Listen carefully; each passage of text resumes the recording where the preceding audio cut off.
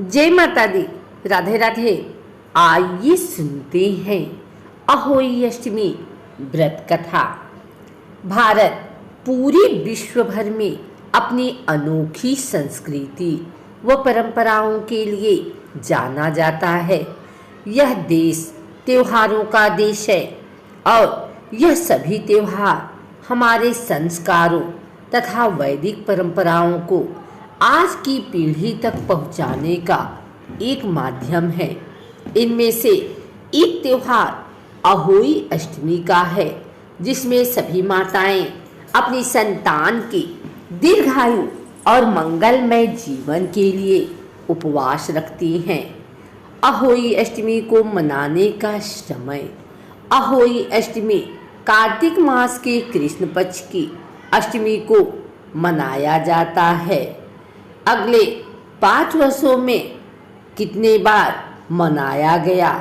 2019 में 21 अक्टूबर को, 2020 में 8 नवंबर को, 2021 में 28 अक्टूबर को, 2022 में 17 अक्टूबर को, 2023 में 5 नवंबर को और 2024 में 24 अक्टूबर को यह अहोई अष्टमी व्रत मनाया जाएगा।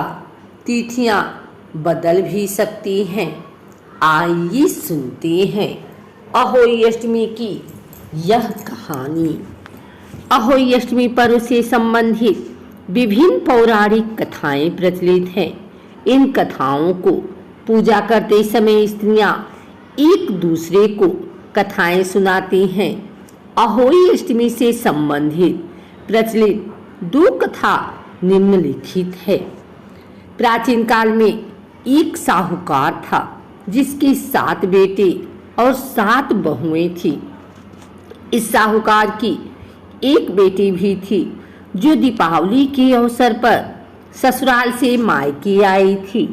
दीपावली पर घर को लीपने के लिए 7 बहुएं मिट्टी लेने जंगल गए, तो ननद भी उनके साथ जंगल की ओर चल पड़ी।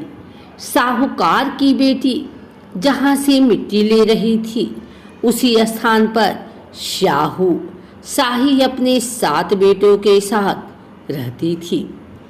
खोदते हुए गलती से साहूकार की बेटी ने खुरपी से स्याहू का एक बच्चा मर गया।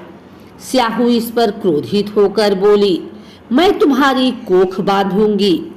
स्याहू की यह बात सुनकर साहूकार की बेटी अपनी 7 भाभियों में से एक एक करके विनती करती है कि वह उसके बदले अपनी कोख बंधवा ले। सबसे छोटी भाभी ननद के बदले अपनी कोख बंधवाने के लिए तैयार हो जाती है। इसके बाद छोटी भाभी के जो भी बच्चे थे, वह सभी 7 दिन बाद मर जाते हैं। 7 पुत्रों की इस प्रकार मृत्यु होने के बाद उसने पंडित को बुलवाकर इसका कारण पूछा। पंडित ने सुरही गाय की सेवा करने की सलाह दी। सुरही सेवा से प्रसन्न होती है और उसे स्याहू के पास ले जाती है। रास्ते में थक जाने पर दोनों आराम करने लगते हैं। अचानक साहूकार की छोटी बहू की नज़र एक ओर जाती है। वह देखती है कि एक सांप गरुड़ पंखनी के बच्चे को डसने जा रहा है और वह सांप को मार देती है। इतने में गरुड़ पंखनी वहां आ जाती है और खून बिखरा हुआ देखकर उसे लगता है कि छोटी बहू ने उसके बच्चे को मार दिया है। इस पर वह छोटी बहू को चोंच मारना शुरू कर देती है।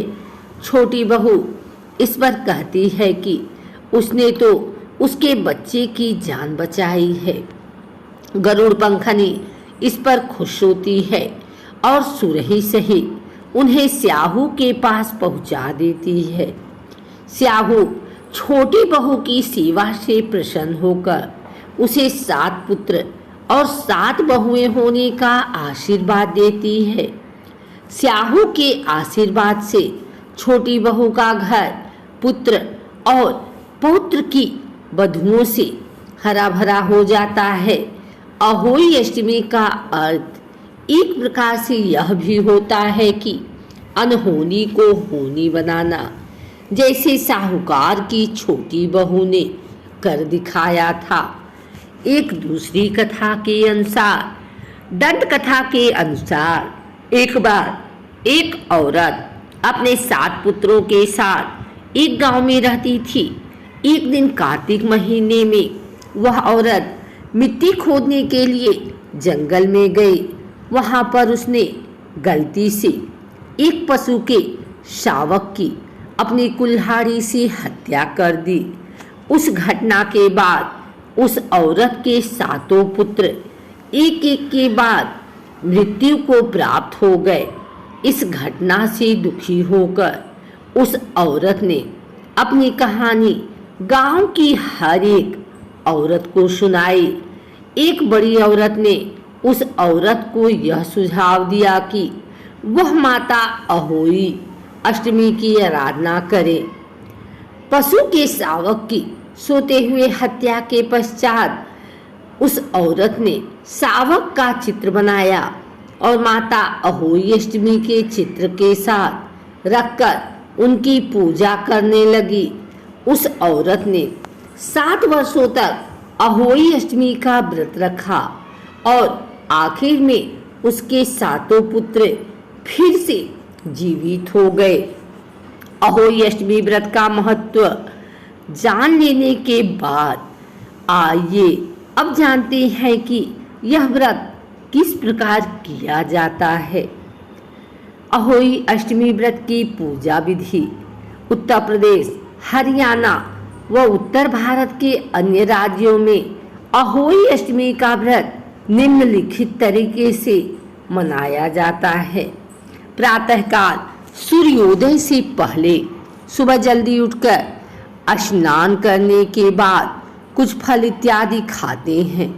मंदिर जाना अथवा घर के मंदिर में पूजा की जाती है। पूरे दिन निर्जला व्रत रखना भी प्रचलित है।